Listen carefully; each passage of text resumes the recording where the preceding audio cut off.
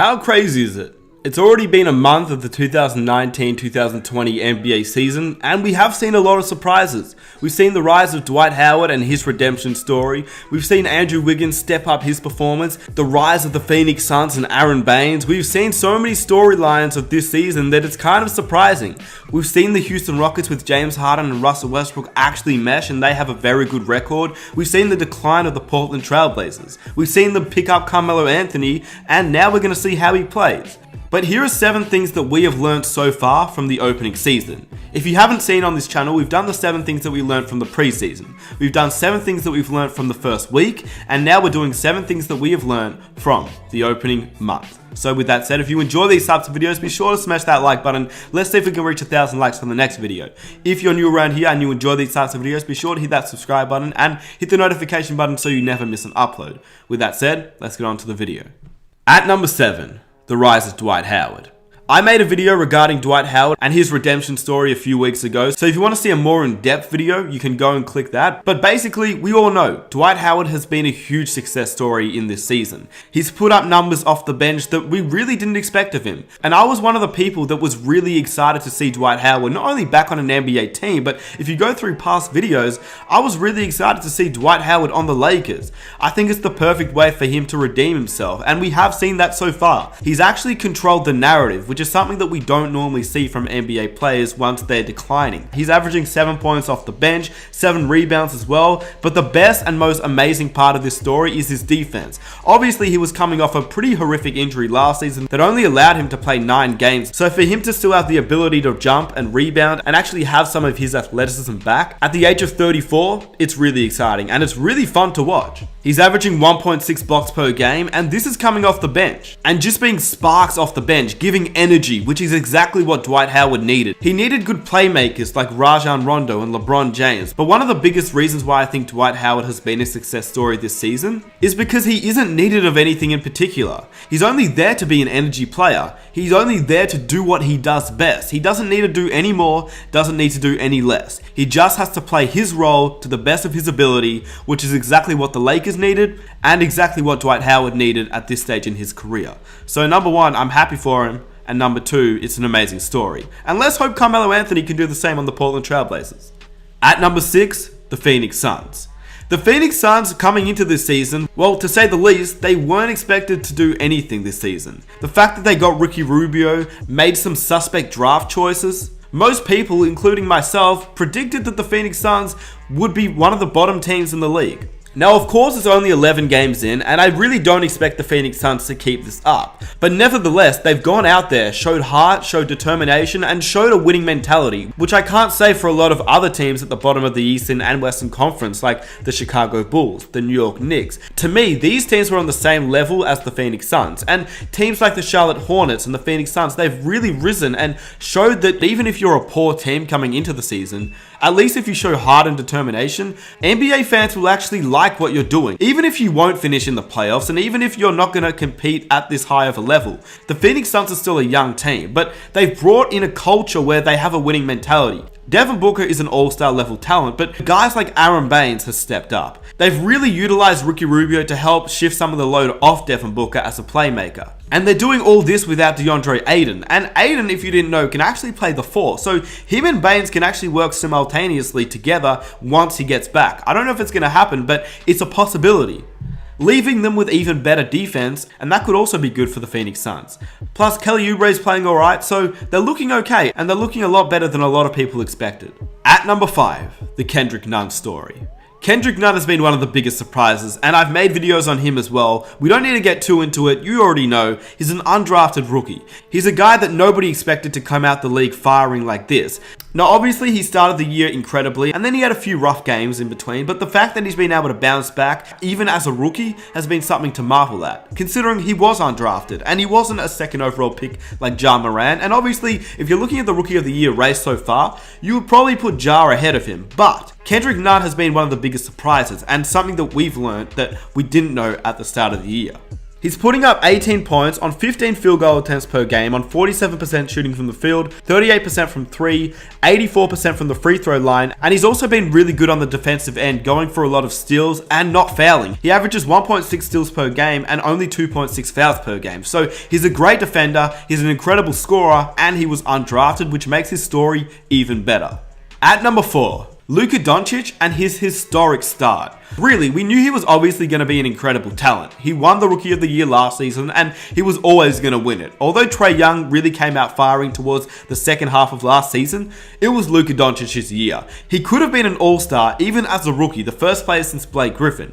He's the guy that obviously came into the league as an incredible talent. Playing in the EuroLeague, he was an MVP and a guy that really showed that he had the skill and capabilities, but we didn't know how it would translate to the NBA. He's only in his second season now, but he's putting up incredible stat lines. 28.5 points per game, 9 assists, 10.7 rebounds, 82% from the free throw line, 30% from 3, and 47% from the field. The one knock on his game so far is probably his turnover ratio. He averages 4.6 turnovers per game, which isn't great, but the fact that he can average 28.5 points per game and almost average a triple-double in his second season in the league is just insane. He's putting up historic stat lines. I mean, if you just look at his last game, he scored 42 points, 11 rebounds, 12 assists, and hit the dagger to seal the game against a pretty tough San Antonio Spurs team. Honestly, the way that he is playing, he may just be the greatest 20-year-old NBA player ever. Now, that is saying a lot, and obviously you can put that into perspective against a lot of other players in the league. I'm not comparing him to anybody, just the way that if you look at NBA Twitter, he gets compared to LeBron all the time. I think that's way too unfair. But what I will say is the way that he's playing right now, the fact that he's 20 is just insane, averaging 28 points per game and almost averaging a triple-double. Enough said. At number 3, the James Harden-Russell Westbrook experiment is working. If you look at the stats of Russell Westbrook and James Harden, they don't look incredible. Obviously, James Harden has had the most incredible stretch over the last few games. Russell Westbrook has not really, but it doesn't really matter because at the end of the day, they're winning. And that was the biggest question we all had going into this season. At the moment, they are currently sitting as the second best record in the Western Conference. They're sitting 11 wins and 3 losses. The Lakers are sitting at 11 wins and 2 losses. So they're really not far behind the best team in the league. And at the moment, they're on an 8-game winning streak. So no matter how Russell Westbrook is playing, no matter how James Harden is playing, together as a team combined, this is really good news for the Houston Rockets, and at the moment, they're looking like they can be very, very tough playoff contenders. And the best part about it for a Houston Rockets fan is that only through 11 games in with this record, I don't even think that James Harden and Russell Westbrook have even meshed yet. So once they, and if they mesh, this could be really scary for the rest of the NBA. At number 2, one thing that we have learned is the Golden State Warriors' demise. Now, this has really been unfortunate, but the main part I want to talk about is Draymond Green. He's been a Defensive Player of the Year, he's been an All-Star, but when looking at this season, without other superstars and without other talent, he really hasn't been anywhere near an All-Star level player. In fact, I won't lie, I will go as far to say that Draymond Green has been overrated. And I will make an entire video on why Draymond Green is overrated, but maybe I'm being a little bit too harsh. He's not a guy that I would ever call overrated as a system player. He plays his role extremely well. He does things that a lot of other players are not willing to do. He can sacrifice, which in the NBA, a lot of players will not sacrifice. With Draymond Green, I do not discredit what he has done. With that said, I do not believe he is an all-star level talent.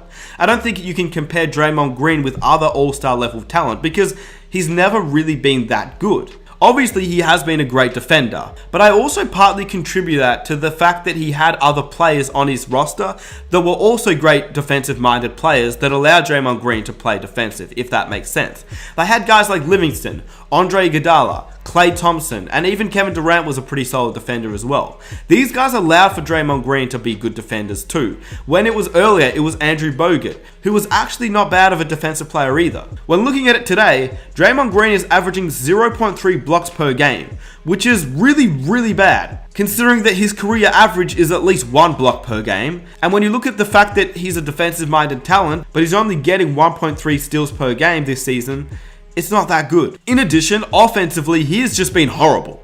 He's averaging 8.8 points in 29 minutes, shooting 38% from the field, 28% from 3. In Draymond Green's last 6 games, he's scored 4 points and 5 rebounds on 25%, 6 points and 8 rebounds on 28%, 4 points and 7 rebounds on 28%, 10 points and 1 rebound on 40%, 11 points and 11 rebounds on 50%, which is probably his only decent game, 7 points and 6 rebounds on 20%, and the Warriors have gone 0-6. Now, I don't blame Draymond for going 0-6, but the fact that he hasn't really performed shows that maybe he has been a little bit overrated throughout his career, but I can make a separate video really going into that if you guys want to see it. So let me know down below if you want to see that.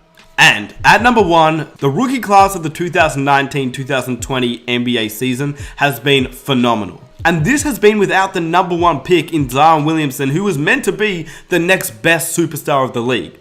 Even though Zion's been injured, this rookie class has been phenomenal. Honestly, I will make a separate video regarding the rookie class of this season, but I think honestly, it could be one of the best that we've ever seen. Not in terms of the all-star level talent that we may receive, but in terms of the depth. We've been able to get undrafted rookies like Kendrick Nunn, but even 2 of the other top 3 picks in Ja Morant, who's been phenomenal, RJ Barrett, who has been the really only bright light for the New York Knicks. And then you look at guys like Eric Pascal for the Golden State Warriors, who's been a surprise. Rui Hachimura, who's been playing really well for the Washington Wizards. We've seen Darius Garland play okay. Kobe White hit 7 threes as a rookie in an NBA game. PJ Washington has been a surprise. Tyler Hero is playing really well for the Miami Heat. Matisse Thybulle for the 76ers has been a great player as a defender. He's a lockdown defender who's been really solid for the 76ers.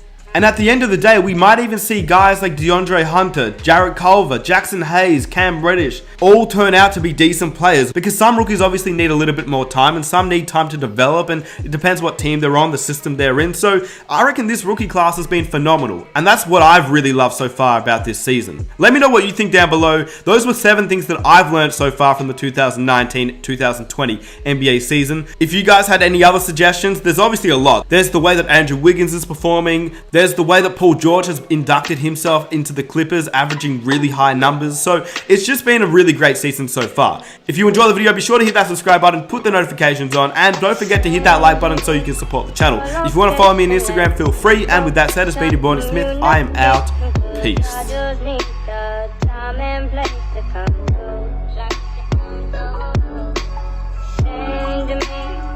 Location